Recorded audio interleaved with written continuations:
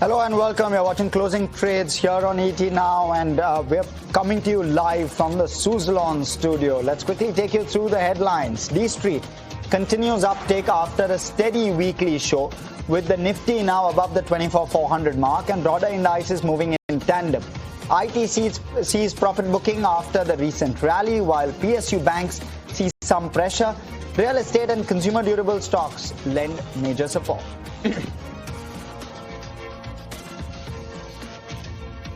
Private banks remained in focus after Q1 business updates. HDFC, Axis reported healthy double-digit loan growth numbers and deposit growth numbers, while deposit quality remained a key monitorable across the sector as CASA ratios stayed under pressure.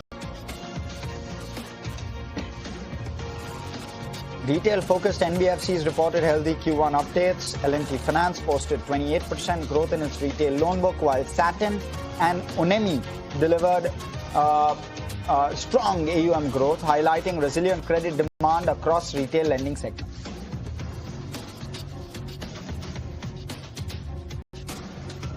The Defence Ministry has approved procurement proposals worth 52,000 crore, focusing on air defence, drones, surveillance and electronic warfare. The approvals are seen benefiting companies such as BEL, Bharat Dynamics and Apollo Micro.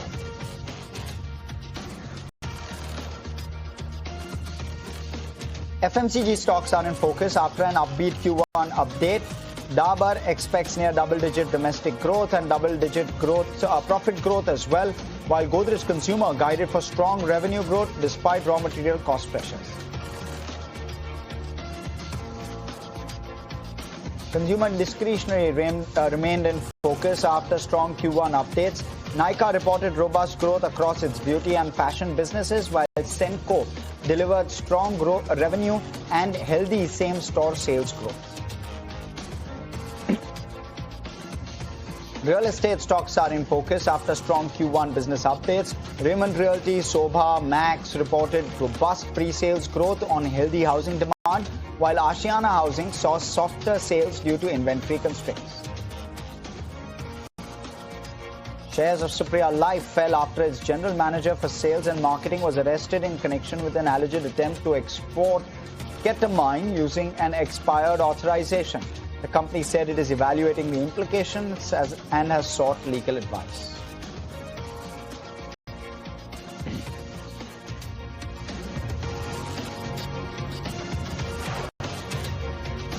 Well, we're seeing a very steady market. In fact, we've been trading in around 170, 180 point band.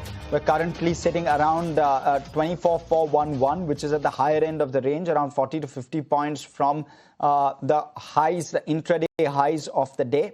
In terms of the top gainers, HDFC Bank really stands out, 3.5% higher. It's the top gainer on the Nifty. Hindalco is the other one, ONGC, M&M, all seeing upticks of 2% plus. Bajaj Auto too perked up 2% odd. On the other side, there's Kotak Mahindra Bank down nearly 4%. TCS is down 2%. You've got Bajaj Finserv, Max Health, just some of the other stocks which remain under pressure.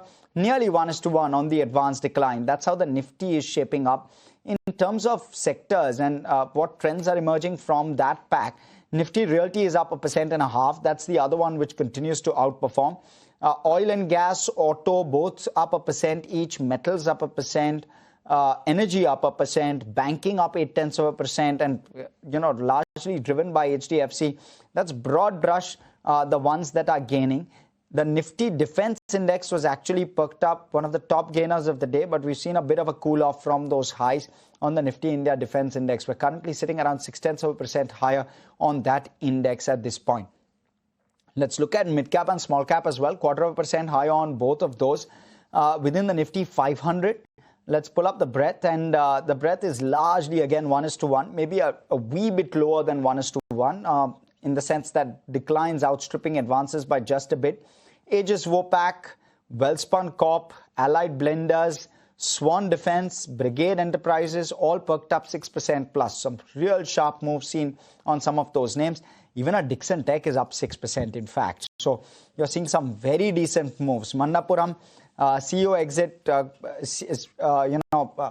thereafter, post that exit, or rather the decision to exit, by the end of December. You're seeing a 5% move on the stock price. SEM India is the other one, 5% higher. So some very good moves across the board.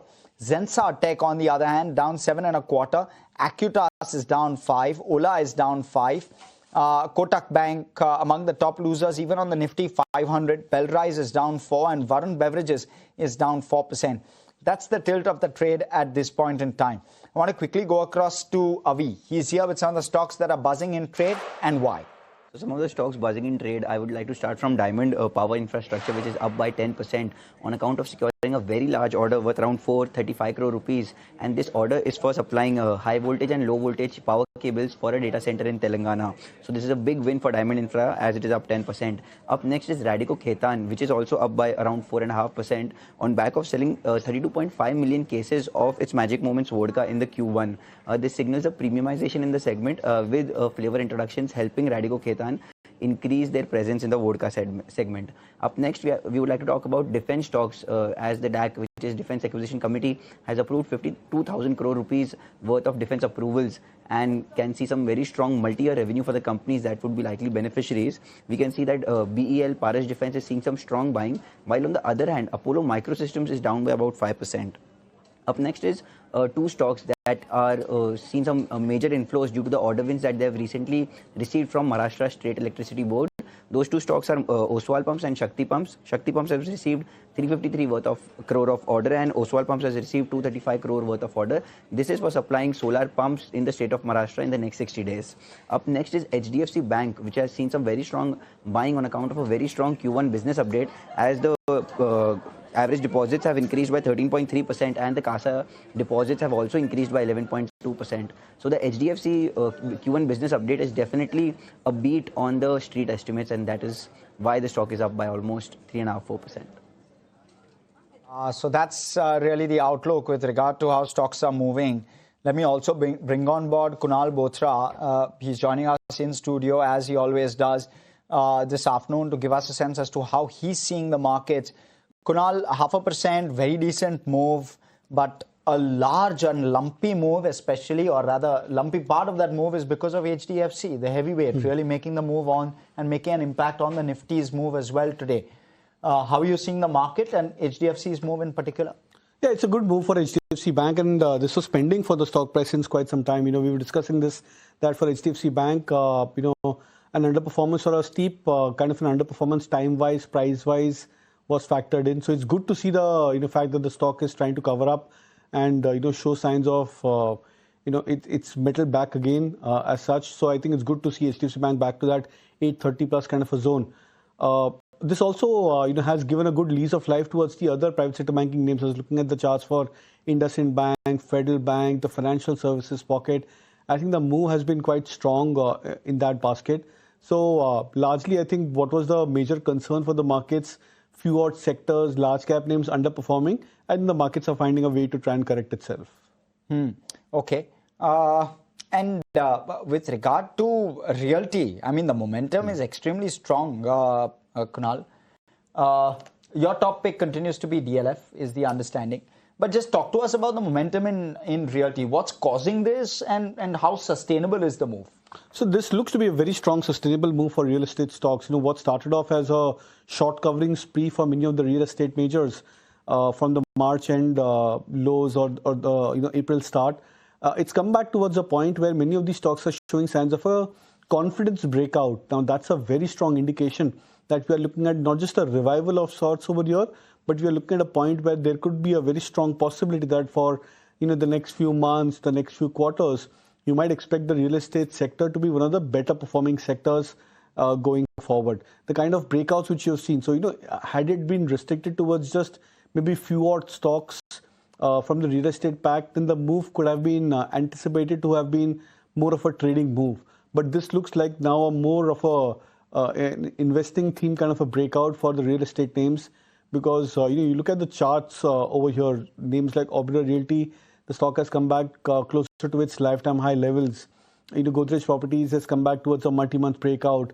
Lodha Developers, that's a stock which has recovered quite smartly from the last 1 month, 2 month swing lows, more than 15 to 20% recovery for the stock price. And then you look at the other mid-cap names, Brigade, Sobha Developers, etc. I think there are so many stocks in the the tier 2 category which have also started to look very attractive, and they're showing signs of a confirmation breakout.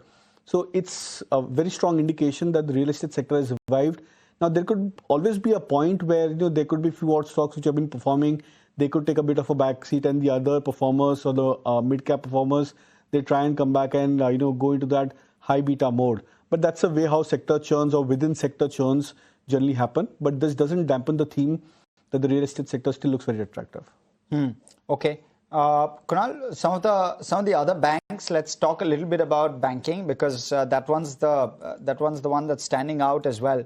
Kotak Bank is down 4%. So on the other hand, when you have HDFC doing well, Kotak is the one which is creating the drag. Talk to us about Kotak, Kunal. What's the view there?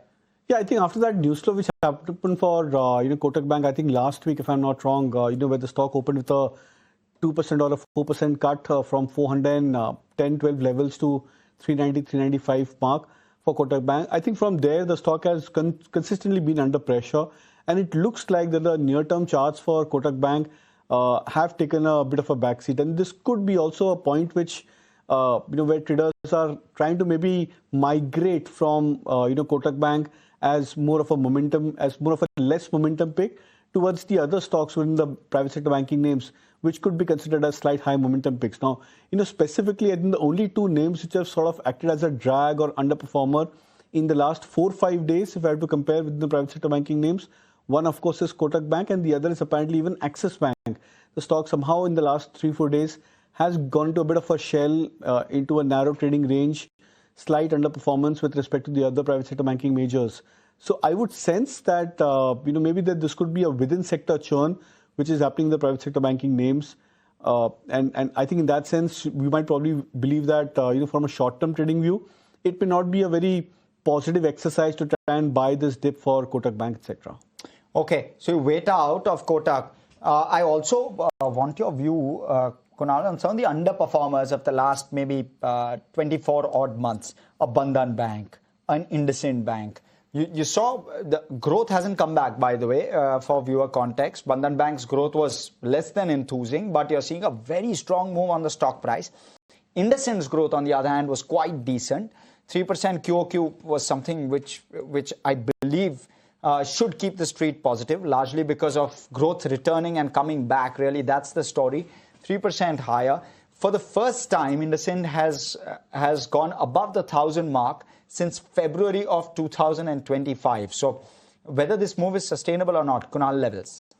See, I strongly believe so. It's sustainable for IndusInd Bank, and the fact that I think the stock has confirmed a break of 1,000 mark. It's confirmed a major breakout. This 1,000 levels for IndusInd Bank was almost like a 1.5 year. So 18 months of resistance being taken out for IndusInd Bank. And that sharp sell-off on maybe I think a matter of 2 or 3 days, which had happened for IndusInd Bank at the start of 2025 or end of 2024 for the stock price, happened from the 1,000 levels for IndusInd Bank. So to try and recover,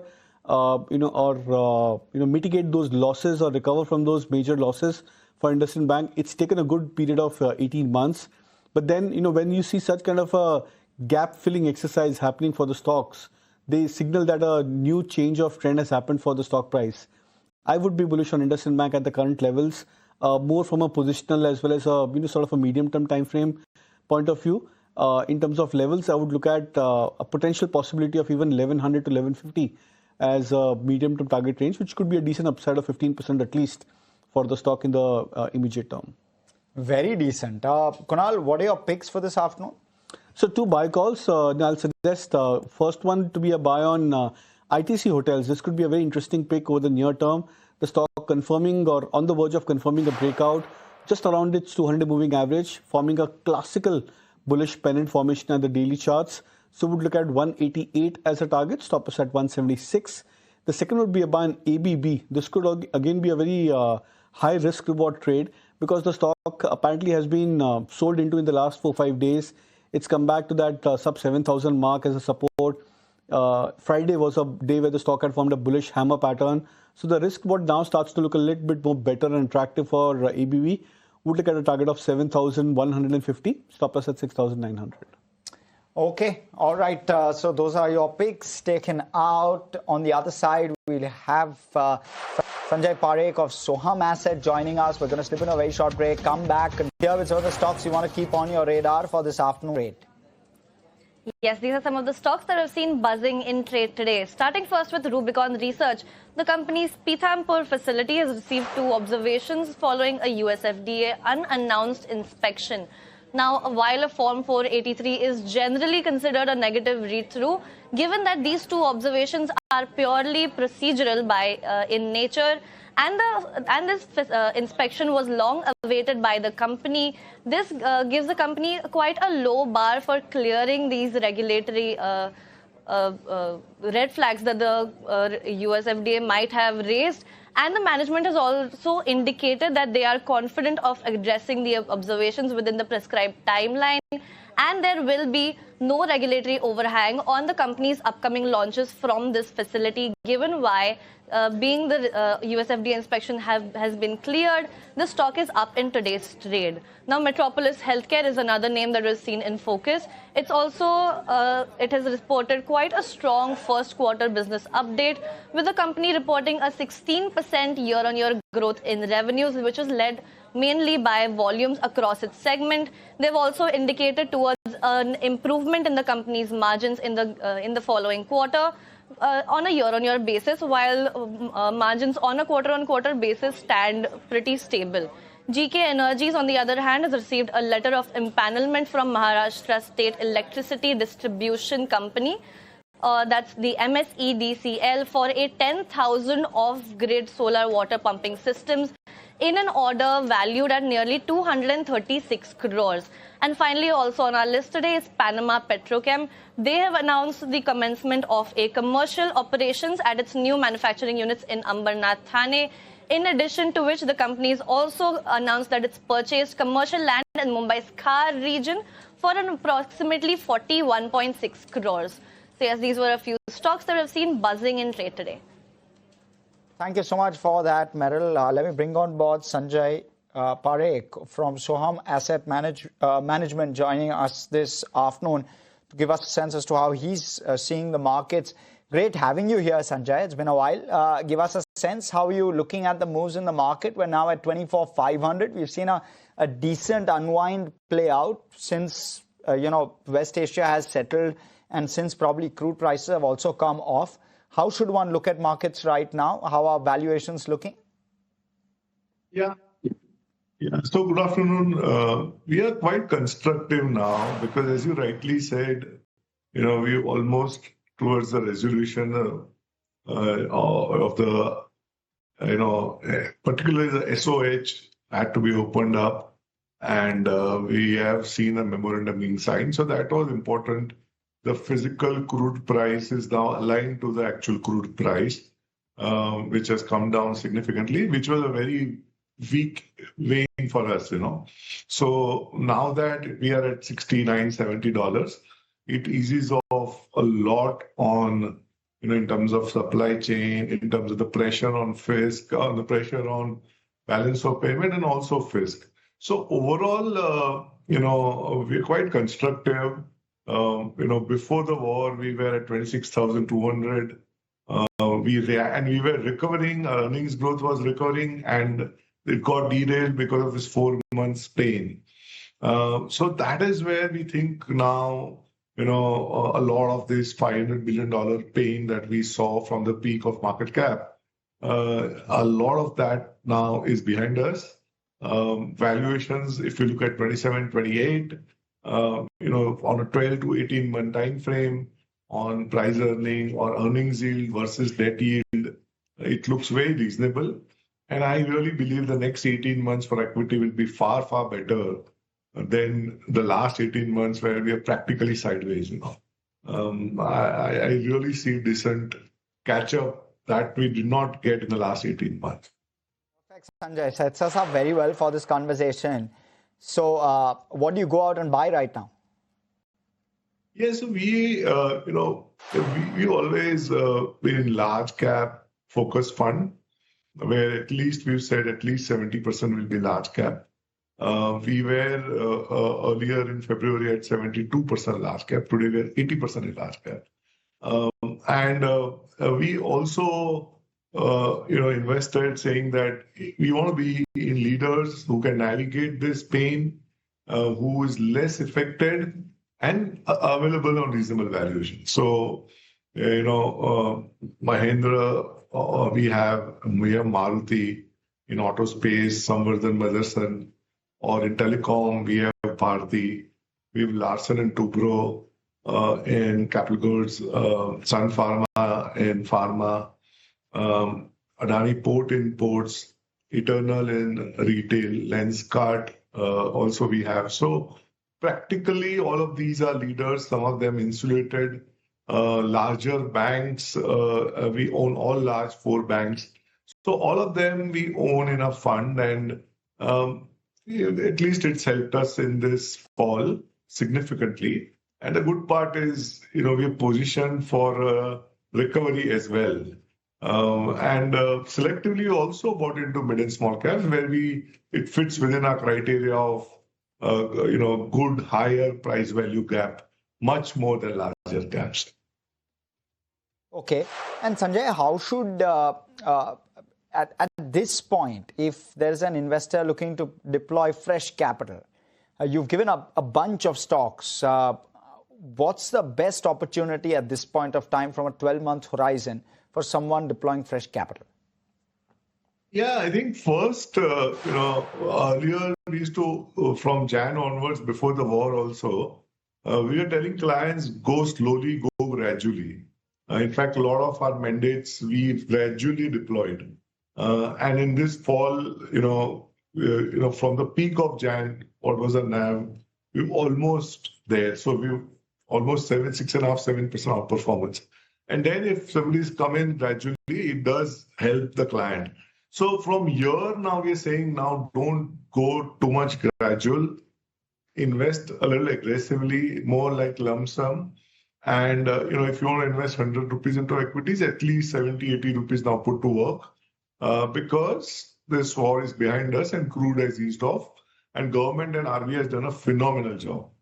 So I think the heavy lifting by RBI, the stabilization of rupee, all these will really augur well.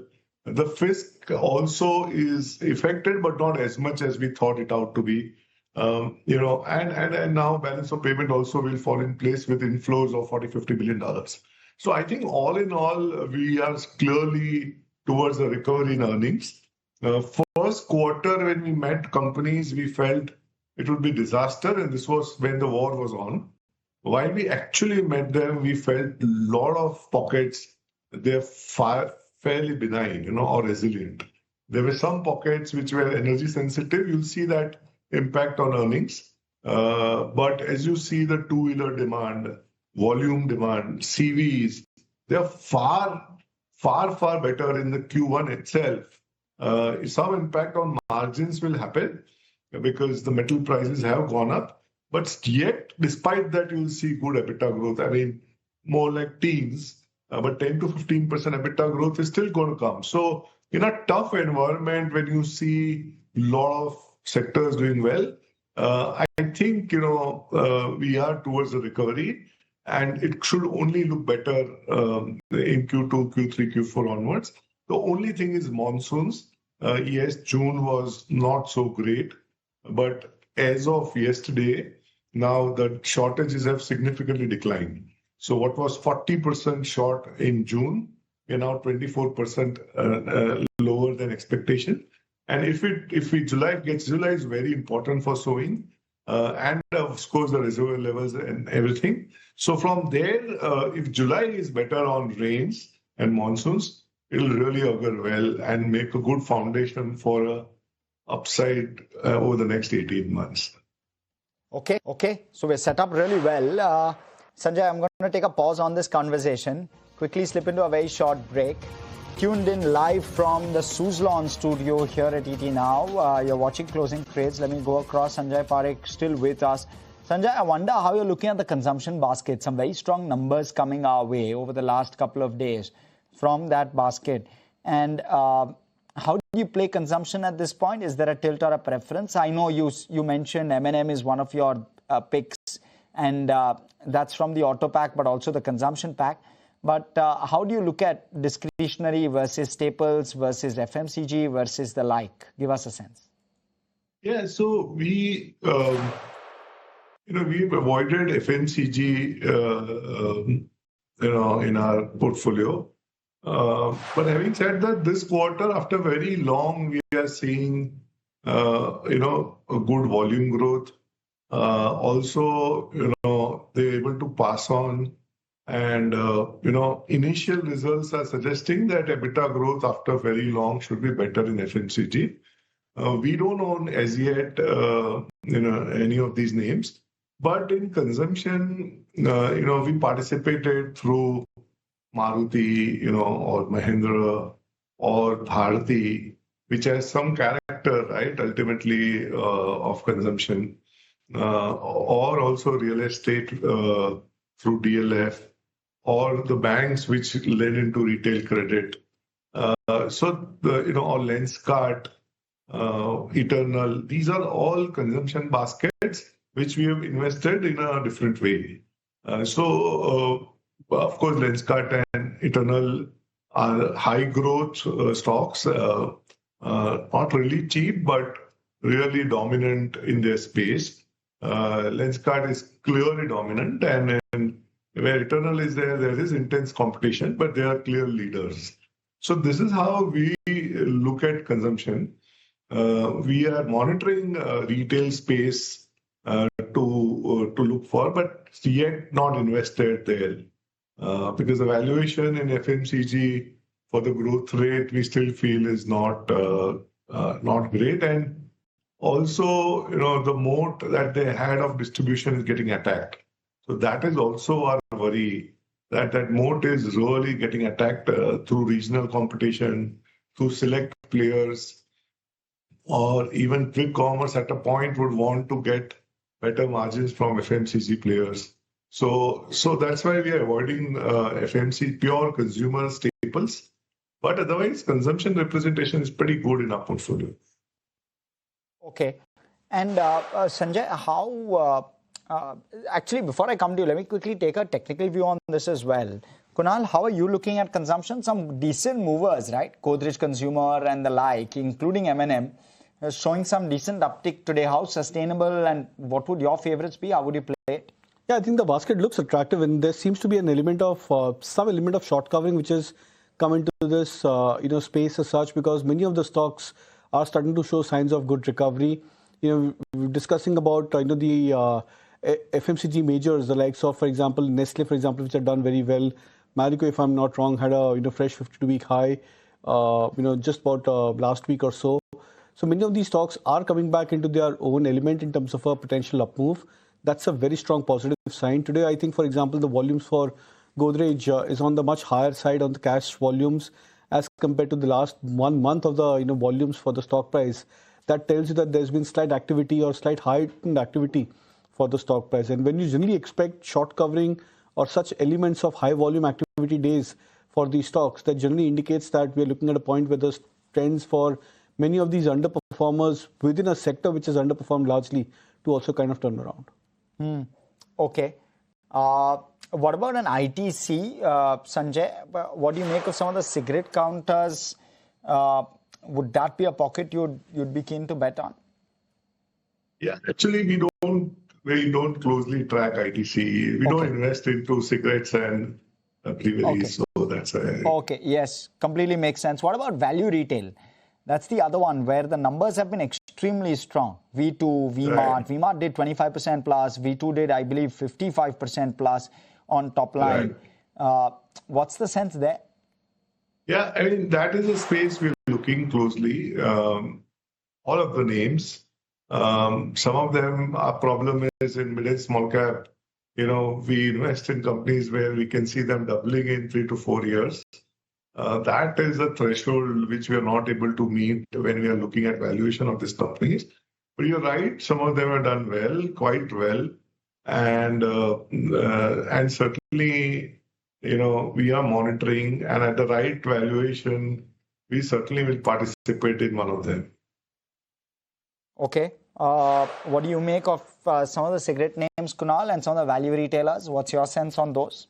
See, I think on the cigarette name specifically, I think ITC is one of the best bets over here at the current chart structure. You know, the stock had gone through a major correction from those 400 levels for ITC to sub 300 mark. There are signs of a triple divergence on the stock price. You know, the stock ebbing off and coming back towards a major oversold on the weekly and the monthly charts in terms of indicators. So price-wise, I think ITC is one of the best bets. Okay, ITC being one of the best bets there. In terms of other movers, you know, I want to talk about the power space, Sanjay, because that entire pack is moving with good gusto, good strength, at least in trade today. But there was some negative news which came through with regard to Chinese competition coming and eating a piece of the Indian pie. What do you make of that? And could this kind of multi-decadal theme, could there be breaks on that in your opinion? So let's take from the generation side, you know, those who are in setting up of capacities, there was clearly bottlenecks because the demand supply was too much skewed in favor of producers in certain segments. They were just not able to cope up to the demand. And hence, very consciously, the government has opened up, very specifically to 4 of the companies. And rightly, because the capital formation and the expansion at the generation level, or the transmission level, or the distribution level, doesn't stop or get bottlenecked. We were seeing challenges on transmission and distribution side. And, one of the bottleneck clearly is some of these equipment shortages or delivery schedules being very, very late. And those were benefiting some of these listed companies, which we saw that traded at 70, 80, 100 times. We get quite scared with those valuations. And we are not going to be investing in those multinationals, which at such high valuations. They have a phenomenal, competitive edge. As I said, it is almost like a seller's market. There is a huge order book, but the problem we feel is, again, the valuations are really, really rich. And we would not want to participate in the capital equipment space, particularly in some of these MNCs. What's the take on IT, Sanjay? IT, I think, I think from now on, it's slowly getting reasonable, but still the growth is missing. And the problem market has is on long-term growth rate. So now they've become amazing value, some of the larger names at 8-9 times EV/EBITDA on FY28, some of them at price earning of 11-12 times. But when we ask the question of what is the growth rate of the next 3 years or 5 years, and they themselves have, guided for a weak growth ahead. And on a net basis, there will be a cannibalization because of AI. So if companies had to grow at 5-6%, they are saying they'll grow at 2-3%. So on a net basis, net of the benefits, right? So the problem, I think, is growth. So if there are any companies which are niche companies which are going to benefit because of AI, certainly it'll help. And all these companies will also benefit because of AI. But we've been underweight for very long. We own Infosys. We've added in a small way Coforge, but we're still underweight. So to reduce our underweight, we will go slow. But I really believe, having said that, the downside is now very, very limited in some of these larger caps. Last off, Sanjay, with regard to the Adani names, are there any favorites within that pack that you have, given this sort of overhang goes away from the judgment that has come through from the US? Yeah, I think it's a very, very positive thing for India. More from Adani Group, yes, but for India as well, because one of the large group was unnecessarily going through the pain of and the judgment clearly. I mean, the recommendation to the judiciary is that we need not interfere. That's the bottom line. So I think that we are very positive about the group. We participated through Adani Port, and I think they managed risk very well on every company level. It's an aggressive group building infrastructure at very good economics. And at the right price, we'll increase exposure to the group. But right now, we have Adani Port as a large weight in our portfolio. Okay, Sanjay, thank you so much for coming in, sharing your views, and very patiently answering all of our questions. Yeah, thank you. And a disclaimer, we would have all our investments in our fund, of those who have discussed. Of course. Of course, everyone needs to do their own research. Thanks so much, Sanjay, but for those views. Time to slip into a very short break. We'll come back with more. Plenty to speak about. There are quite a few moves in the market. We'll take Kunal's views on some of those moves, like Diamond Power, some of the pump companies, Shakti Pumps, Oswal Pumps, all of those moving. We'll speak about some of those on the other side. Stay with us.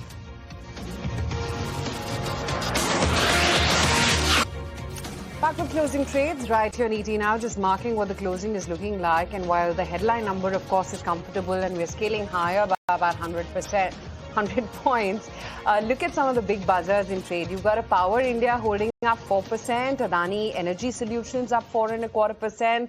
Radico, of course, has been a big mover today from the word go, 4.5% higher there.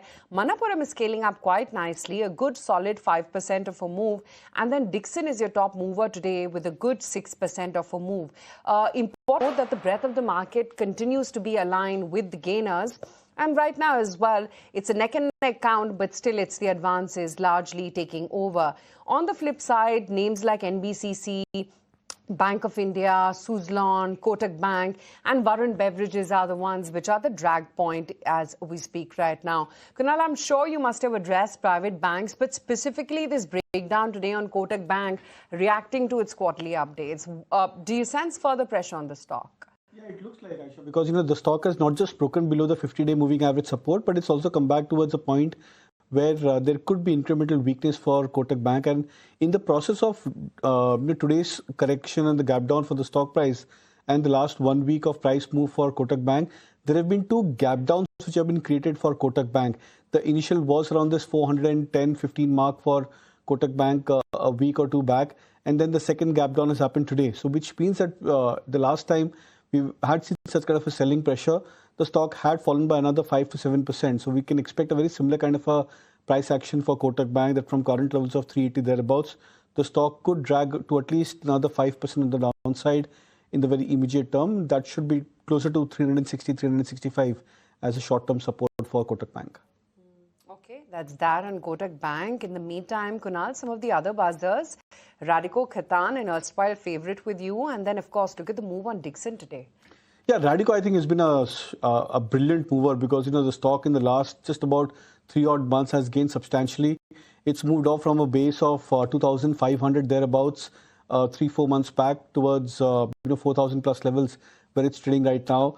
The only other stock which I think in the similar space, the Alcobev space, which has done very well, is Allied Blenders. I think that stock also in the last 3 months or so, I think has moved up another 30% or 35% from its swing lows.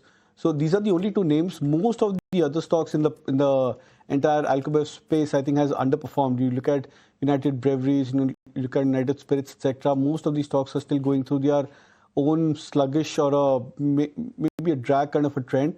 But I think Radico has been a brilliant performer, continues to look attractive even at the current levels. Okay. Just want to quickly take your view, Kunal, on some of these power counters and, the likes of a CG Power up 3.25%. You're seeing some decent moves or decent recovery, if I can call it, in a GE Vernova, in a Hitachi. Sustainable, some of these moves? It doesn't look like. I think it's just maybe a couple of days of a bounce back into these names because the kind of sharp selling which had happened for these stocks last week, especially was on the back of higher volumes. And, so a high volume sell-off, a gap down for many of these names last week. That gap has not filled completely for these stocks. And you're seeing a bounce back because the indicators were deeply oversold into those stocks. So which means that after a 2% to 5% bounce for these stocks on an individual basis, we would ideally expect these stocks to just about moderate and then come back into a corrective phase. So I would sense that this bounce back should be taken as an opportunity to either lighten the positions for someone who's long, or at least to try and trail the stop losses if someone has been holding on from much lower levels. Okay, that's the take coming in right now on some of these energy movers. Let me also welcome on board Ruchit Jain from Motilal Oswal and figure out what he's making of the market right now. Ruchit, hi, afternoon. Good to have you on the show. Comfortably above 24,450 now on the Nifty futures. Does it seem like IT strength may actually sustain, although it hasn't quite today, but wondering what we could hear out from TCS when it reports its numbers this week? Yeah, hi, very good afternoon.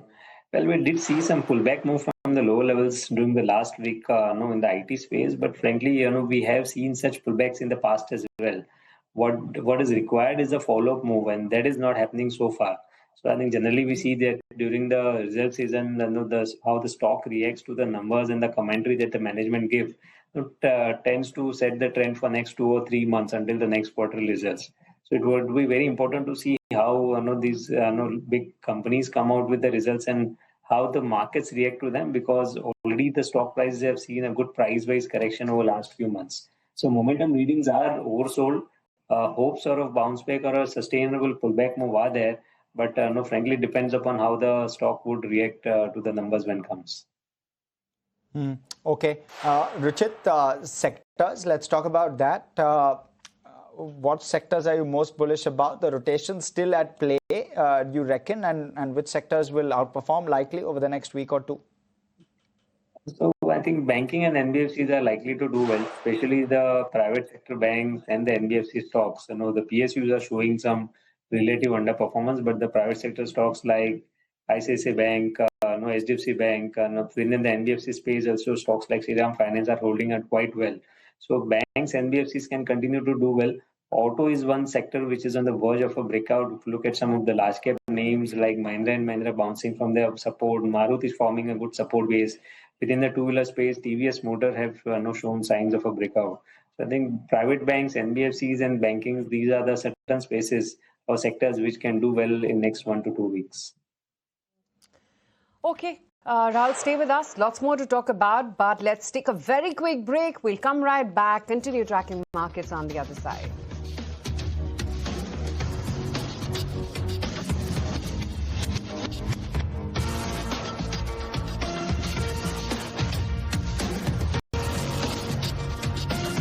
Coming to you live from the Suzlon studio. So that's how, let's quickly, in fact, pull up how the markets are doing. And today we're doing fairly well, 140 points and holding fort really, really beautifully since the morning. So that's the positive catalyst. The other one is obviously you've got some chunky contributors on the index itself. HDFC contributing 100 positive points to the index's move. I'm talking about the Nifty move. There you go. You can see that. Then there's Reliance, ICICI, M&M. Those are also contributing decent. I mean, there's around 50 points between the three of them. So around 150 odd points contributed by just 4 odd stocks, which kind of shows the chunky contribution that I'm speaking about. Kunal, just talk to us about what sectors, pockets you're looking at this point of time in terms of a trade. So realty, I think, is something which continues to look attractive. Private sector banking names, the select few stocks which you've been discussing, they continue to look attractive at the current levels. We're looking at potential possibility that even many other defense stocks could make a decent comeback. I think names like Mazagon Dock, for example, is coming back closer to its previous swing breakout. That's one other sector to watch out for. The financial services basket, I think we've been discussing about the likes of Bajaj Finance, Shriram Finance, etc. But there's also one of the surprise movers on the pack, and that's Chola Finance. That's also, I think, has moved up substantially higher in the last 1.5 to 2 months. Apparently, on the relative strength scale, it's been one of the best performing stock in the entire HFC stroke NBFC name. So that's another stock to look out for. Okay, let's also welcome on board Varun Goel from Mira Asset Mutual Fund and ask him about what he's making of the market right now. Varun, hi, afternoon. Good to have you on the show. Good recovery in the market, at least it seems to be the case. But will earnings justify this momentum in the market? Where is it that you think the positive surprises could come in from? Good afternoon, Aisha. Thank you so much for having me on the show. I think this year will be the year of earnings revival in India. I think the cyclical momentum in the economy is looking very strong. If you look at all the high frequency data, be it auto sales numbers, be it GST collections, the credit growth numbers, all pointing to sustained economic recovery. So our sense is while the first quarter may have some impact of the war, but broadly for FY27, we should see a 10 to 15% earnings growth for Nifty 50 companies. And I think for the broader small and the mid cap space, the growth actually should be a lot higher. If you look at the fourth quarter, we just passed, which is the March quarter, for the broader market, if I were to use Nifty 500 as a barometer, we were in a healthy double-digit kind of a growth environment. And our sense is the earnings will only strengthen from where we are. Okay. Varun, in terms of sectors, verticals where the growth will likely be much stronger than others, what would those be if I were to ask you to probably crystal ball gaze a bit? Yeah, so our sense is the whole CapEx related stories, engineering, construction, power transmission, defense, this will continue to do well. We expect after 1.5 years of muted earnings growth, we are going to see the next round of earnings acceleration here. We expect, of course, the BFSI space will continue to do well. The NIM pressure on the lending names should kind of bottom out, and we should start seeing a recovery there. Also, this FCNRB deposit, if we are able to raise a good amount, that should go a long way in taking care of deposit requirements of the overall banking system. I think auto sales have been pretty robust, so we expect white goods, auto sales, which are also big beneficiary of the GST cut, to continue to show good earnings traction. Ruchit, let me come to you. Some of these EMS plays, the likes of an Amber and Dixon at least, if you can also try and pull up a Keynes and the like, Sirma, Keynes, not sure how much the others are buzzing, but at least you're seeing some very good traction on Dixon as well as Amber. What's the sense on charts on some of these names? So I think the sentiments are definitely trending for positive. Dixon Technologies have gone through a decent time-wise as well as price-wise corrective phase over the last few months. Now the 200 DEMA around 12,500 was the major hurdle which has been broken. And today, if you look in terms of volumes on this breakout, the volumes are also quite good compared to its daily average. So the entire previous corrective phase which the stock saw from the top to recent low of 9,650, the 50% retracement is placed around 14,000 odd levels. So we expect the stock to rally high towards 14,000 in the very immediate term, whereas positionally 15,100, which are the 61.8% retracement levels, can be expected. So both these names can do well in the near term, with Dixon showing signs of outperformance if you go by the volumes. There's, of course, Manappuram as well, which has spurred up a good 5% right now. Ruchit, just a quick call on the charts, because the gold financiers as well took a step off, aligning with the cool-off in gold. Now, what do you see after the spurt in the stock today? So Manappuram can do well because previously, whenever the stock was coming around at 330, 335, we used to see selling pressure in that. And also, if you do some comparative analysis between both Manappuram and Muthoot Finance over last 1.5 months, when the stock prices corrected along with the gold prices, we saw that Manappuram was the stock which witnessed a good buying interest at low levels around 290, 295, where it formed a base. And although Muthoot is still quite down from its previous all-time high, Manappuram has knocked a new all-time high today. This clearly shows that relative strength and outperformance coming in from Manappuram compared to Muthoot. So overall, we think that the outperformance could continue. It's just a new high today that the stock has taken out, and it has a good potential to rally towards 380 to 400 going ahead. Okay. Also, from the defense pack, are there any favorites, Ruchit? Player trade? Well, Azad Engineering is one stock which we have even recommended our clients to buy for short to medium term. Well, a clear relative outperformance was seen since the month of April when the broader markets bottomed out. Then last 2 months, it went through some sideways price action, formed a bullish pennant pattern technically, which is a sign of a continuation of the uptrend. So I think this stock can do well, and the stock has potential to rally towards 2,600 to 2,700 range, about 20 to 25% upside from current levels. So one can take a bet on Azad Engineering for 25% upside from current levels. Right. Okay, Ruchit, great to have you on the show. We'll let you go on that note. Thanks for joining in. But Oswal Pumps and Shakti pumps, they're the ones which are actually holding up on the back of the new orders that they've, bagged. Let me take it across to Avi from our research desk and get in more details.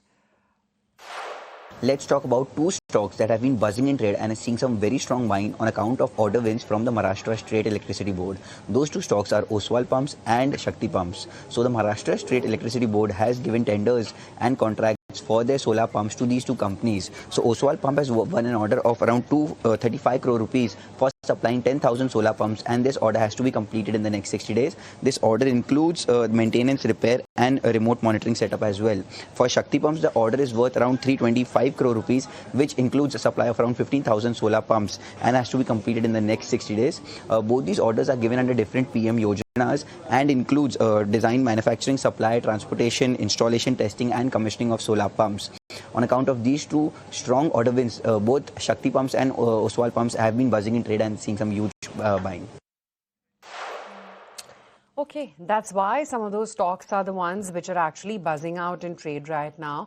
But Varun, just wanted to get your strategy in. Given the kind of rebound that we've seen from the March lows, and that continues to be the case, wherein mid-caps are outperforming the benchmarks and even small caps as a cluster, will this strategy work in the next few months as well, or do you find more value now in either small caps or large caps for that matter? Yeah, I think broadly, the calendar year 26 is a year for the small and the mid-cap space to do better. I think particularly in small caps, where last 2 years there was hardly any earnings growth, this should clearly go down as a year of a very strong earnings recovery. Our sense is for the small cap index, earnings growth could be in excess of 25% on a very low base. And we believe that the major contributing sectors, be it BFSI, engineering, capital goods, healthcare, they're all set to deliver fairly healthy earnings growth.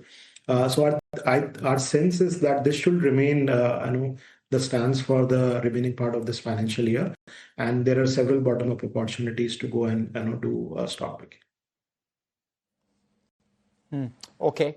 And Varun, just from a consumption perspective, what is it that you're betting on, and how are you looking at some of the numbers that have come our way, especially from platform companies, the likes of Nykaa, etc.? The numbers were ahead of estimates. I think broadly, we would be more positive on discretionary consumption stories. Travel, tourism, hospitality, that sets to be a sector which will continue to do well. We also remain positive on some of the stories on the white goods side. I think clearly we are seeing a very hot and humid summer. So refrigerators, washing machines, air conditioners, there's a segment which will continue to do well. So I think there's several stories, not so positive on the FMCG space, where our sense is there is a lot of market share loss to D2C companies which are operating through the various quick commerce and e-commerce platforms. But otherwise, I think we are going to see a general uptick in consumption activity, and that would be reflected primarily through auto and white goods. Okay. How are you looking at manufacturing, Varun? Some of the names which we were speaking about, especially in the EMS basket, is that something that you would play actively? Would you prefer textiles? How would you play the entire manufacturing theme broadly? Yeah, so I think it's been phenomenal that Indian rupee has depreciated by almost 16-17% against the Chinese currency in the last 1.5 years. And that gives a lot of strength and competitive benefits to Indian exports. So textile is clearly a sector which will benefit from this. I think we have a big FTA coming up, getting executed from 15 July with UK. Hopefully next year, when the FTA with European Union gets executed, that should give a further fillip to demand as far as the textile segment is concerned. I think manufacturing broadly, there is a lot of focus from the government, whether it's semiconductors, whether it's the mobile phones and the whole electronic ecosystem.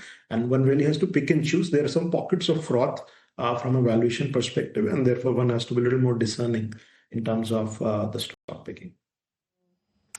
Varun, how are you assessing the quarterly updates coming in from the large private banks, and what kind of an indication is that giving to you about how the earnings might be? So I think while it's early days, the results are yet to come in, but our sense is the credit growth is holding on quite well. And I think from what we are hearing, FCNR deposits could be some the order of $50 to $100 billion.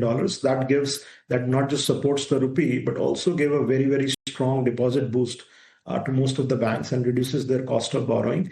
So we expect this money will go a long way in boosting credit growth. If you see the last 3 months of this fiscal, the credit growth has held on quite well. Also, there is a little bit of inflation, right? And some inflation is always good because the working capital loans also increase. So last year, the problem was nominal GDP growth was very low, around 8.5%, 9%, with only 1 to 2% inflation. This year, I think the inflation will be more like 4, 5, 5.5%, and that is also good, for the broader lending environment. So we are quite constructive. We believe the NIMs have bottomed out. We do not expect any interest rate increase during the rest of the year. And the asset quality remains quite benign. So overall, continue to maintain a positive stance on the lending space. Okay. And Varun, within the defense pack, would you bet on the larger caps, more PSU-centric names? Would you bet on the slightly more smaller ones where probably earnings growth could really kick through? But at the same time, valuations are quite elevated. How should one play this entire theme at this point? The structural story, we believe next 5 to 10 years, we should see significant compounding. So we, at this point of time, we of course find valuations in the large cap space is generally better than in the small and the mid cap space, although there are some opportunities in the small and mid cap space also. But generally would have a bias towards some of the larger platform names where the earnings growth are more secular in nature and the valuations are much more comfortable. Okay, Varun, stay with us. Lots more to talk about. Going to get in back canal as well to talk about a few buzzing charts. But which are those? Sajid is here with the F&O highlights. The market forming up in the afternoon trade about the 24,400 marks, and there's a lot of put writing which is happening. So the Nifty is up nearly 0.7% and it's hovering around the 24,450 odd levels. There's a short covering which is happening, as a result of which we are seeing the open interest fall by 1.65%. Look at the bank Nifty; it's also up nearly 0.6% in today's trade, and there's an open interest build-up of nearly 2%. So some of the big banks, if you look at the constituents, there's a long build-up which is happening for them, which includes SDFC Bank, ICICI, IndusInd. There's some long unwinds which are happening for SBI, but shorts build-up happening in some of the private public sector banks, especially BOB, Bank of India and PNB there. Call and put writing, there's extensive put writing which is happening at 24,400, as a result of which we're seeing the market getting some support at the 24,400 level. Look at the distribution and it gives you a good indication of where the support is coming in. Now, the put writers have been very aggressive in the last 2 hours, and that's what we are seeing, but there's still a resistance coming in at 24,500. So we may end up between 24,400 and 500 in today's trade if this trend continues for next half an hour, 40 minutes. But let's look at what's happening in futures. Dixon is up on the back of short covering. Manappuram is seeing a long build-up, and Radico is up on the back of long build-up. So stocks up between 4 to 6% in the futures. The future losers include stocks like Varun Beverage, Kotak Mahindra Bank, and Cochin Shipyard, all seeing some short build-up coming in. Stocks down 3 to 4% in there. And in the open interest gainers, you have stocks some like Lodha, where we are seeing a long build-up. PB Fintech is seeing a short build-up, and Phoenix is seeing a long build-up. Among the losers in open interest, you have stocks like Bajaj Auto. There's a short covering coming in. Nuvama is seeing a short covering, and Amber Enterprises is seeing a shorts getting covered. Most active today is SGFC 820 call. We're seeing 17.7 lakh contracts getting added there. The premium of 11 to 24 rupees. So a steep jump in premium also for SGFC after the updates that came in over the weekend. The stock hovering around 832 levels at this there. But on the put side, you have Dixon 13,000 July call, which is the most active there. The decline of 33,000 contracts for Dixon there. The premium up from 379, so almost doubling of premium. Premium today to nearly 700 odd rupees, and stock hovering around the 13,340 mark there. But look at the index, shorts getting covered, and that's what pushing up the Nifty about 24,400 mark. Okay, thank you so much for that, Sajid. You're seeing some decent moves across the board. But Vedanta Power, it's dipped despite a significant 38% YOY surge in power sales for the June quarter. driven by Meenakshi Energy's expansion. Avi here with more details on this one. Let's talk about Vedanta Power, which is down by about 6% on account of a weak quarterly business update. Vedanta Power's total power sales was up 38% on a yearly basis, but has declined sequentially by about 6%. The company has now been demerged from Vedanta effective 1st May, and VPL, which is Vedanta Power, now is India's 5th largest private thermal power player with around 4.2 gigawatt of active capacity with another 0.6 gigawatt under development. Talking about the asset-specific performances, the Talwandi thermal power plant sales have been flattish on a yearly basis and is up by around 14% on a QOQ basis. Meenakshi Energy Limited has shown the strongest growth with around 245% increase in the sales on a yearly basis and 16% up on a quarterly basis. The Jharsuguda thermal power plant power sales are down by about 23% on a sequential basis and is up just by about 1% on a yearly basis. The Sakti thermal power plant power sales are also down by about 57% sequentially due to halt in production because of a boiler incident on 14th of April.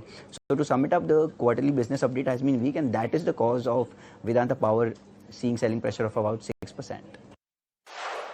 Okay, thank you for that. Metals, Kunal, any favorites within that pack?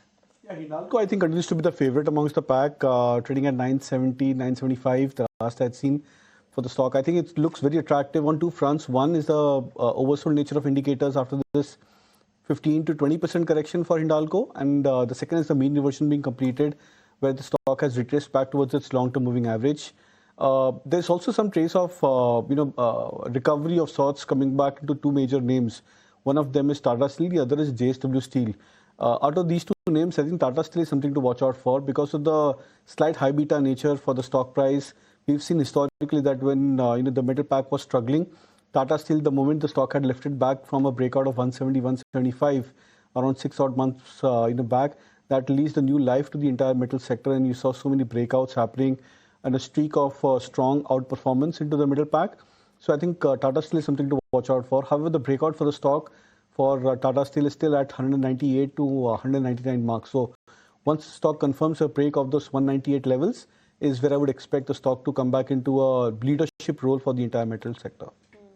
Meantime, big news from the primary markets, and NSE is set to begin its IPO investor roadshow come next week with meetings planned across India, Asia, West Asia, London and the United States as well. In fact, sources are saying that NSE is aiming to raise at least 31,500 crore rupees through its offer for sale. Anurag Joshi, my colleague, is here with more details. NSE will start its investor roadshow for the proposed initial public offering next week. The first leg of NSE's IPO roadshow will be in India and in Asia in July, and this will cover India, Hong Kong and Singapore. NSE will meet prospective investors in the Middle East, which includes Dubai, in London and the United States in August. NSE is planning one of the biggest initial public offerings so far from India, and the IPO size of 31,500 crore rupees, which is $3.3 billion. That could exceed the Hyundai IPO, which had come earlier.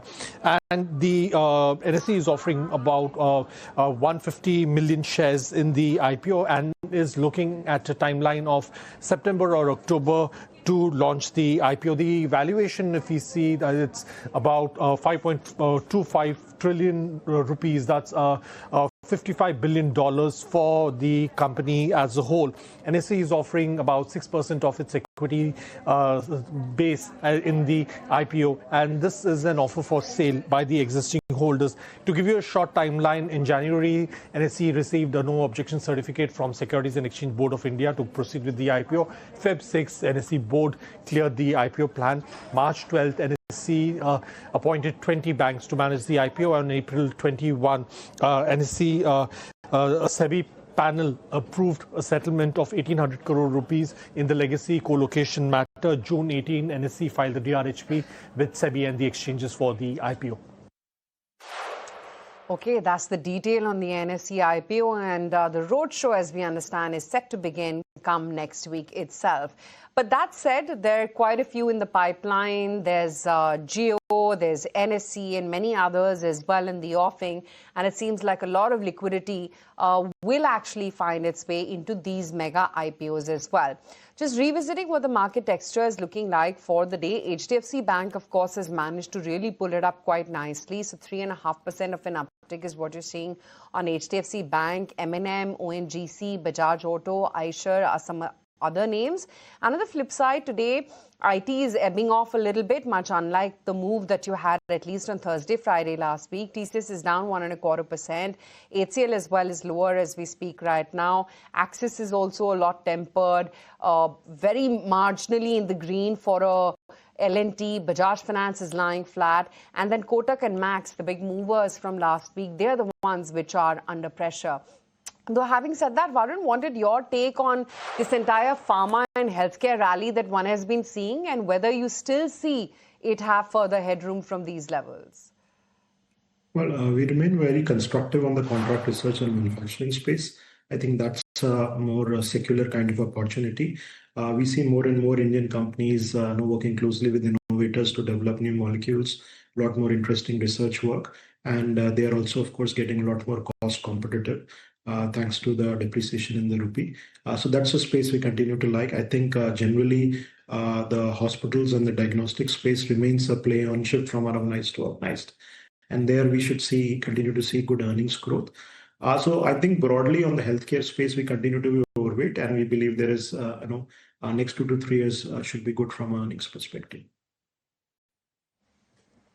Okay, and how are you looking at pharma as a whole?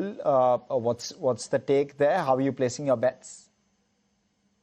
I think some of the companies which are interesting play on the whole GLP opportunity will benefit. Of course, it's early days and we are yet to see which of the players are able to gain significant market share. And I think as far as the US generic opportunity is concerned, there is significant pricing pressure. Margin erosion continues to happen, and that's something which is very difficult to call. Continue to be more constructive on the domestic formulation stories, which are more like quasi-consumer plays, and that's where we believe a lot of outperformance can come in.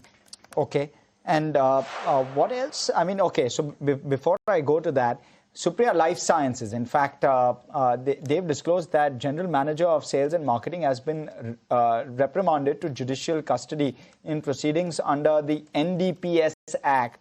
The company described the matter as a procedural lapse related to a single export transaction and said it is evaluating the legal implications of it. Meryl here with the details. Stock down 12. That's right. Shares of Supriya Life Sciences are in focus today after a significant legal development involving one of the company's senior executives.